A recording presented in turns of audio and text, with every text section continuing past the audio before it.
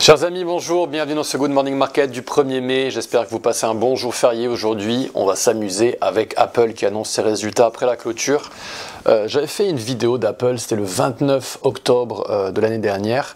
Je vous invite à la revisionner avant cette vidéo parce que c'était une analyse très pointue, très précise avec l'architecture de Fibonacci en détail. Donc si besoin, n'hésitez pas à la revisionner.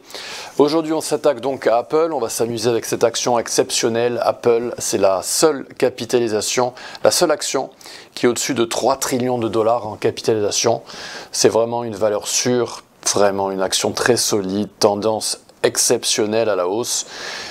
Et Apple, en plus des 6 autres 7 magnifiques, donc les 7 magnifiques dans leur ensemble, représentait au maximum de l'histoire de Wall Street, 35% il y a tout juste quelques semaines, en termes de capitalisation du S&P 500, 35%. Actuellement, au moment où on enregistre cette vidéo, on est à 30%. Et donc on est en train de battre en retraite, mais Apple tient bon et est toujours première capitalisation du S&P 500.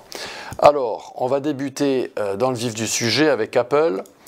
On avait, la dernière fois qu'on s'était quitté, cette très jolie structure de prix, structure haussière, avec cette très jolie ligne de support géométrique qui a réagi fortement à la hausse.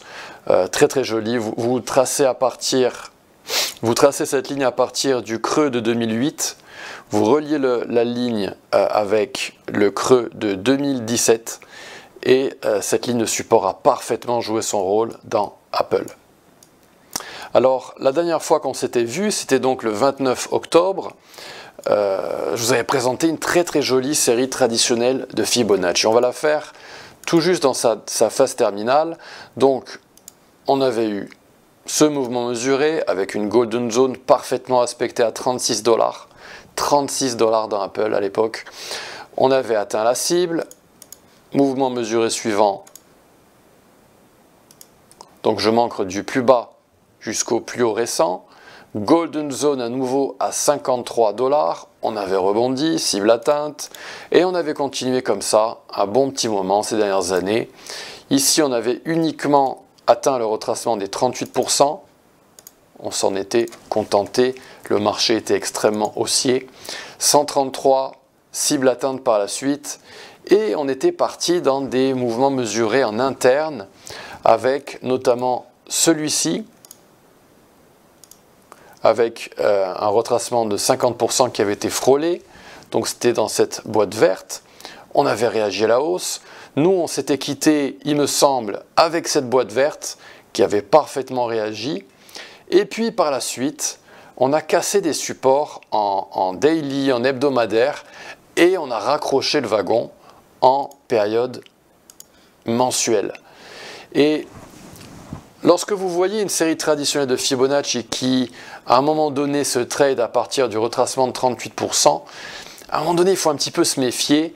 Peut-être que le marché est trop haussier et à ce moment donné, eh bien, on peut avoir un petit piège et donc on aurait pu penser que cette série traditionnelle pouvait continuer indéfiniment en hebdomadaire et en journalier.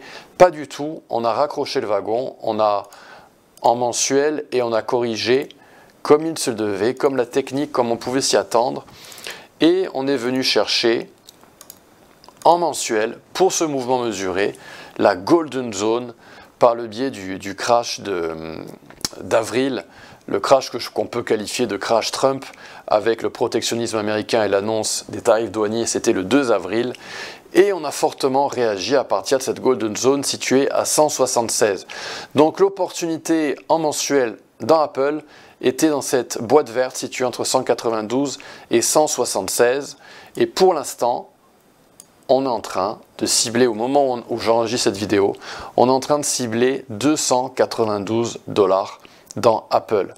Donc si vous avez raté le wagon, si vous avez eu peur, si le VIX vous effrayait, que la panique était trop importante pour vous et que vous avez décidé au dernier moment malheureusement d'enlever votre ordre d'achat, eh bien il va falloir suivre tout ça en daily et en hebdomadaire, mais surtout en daily, pour essayer de raccrocher le wagon avec des mouvements mesurés en interne, en période journalière, direction les 292 $.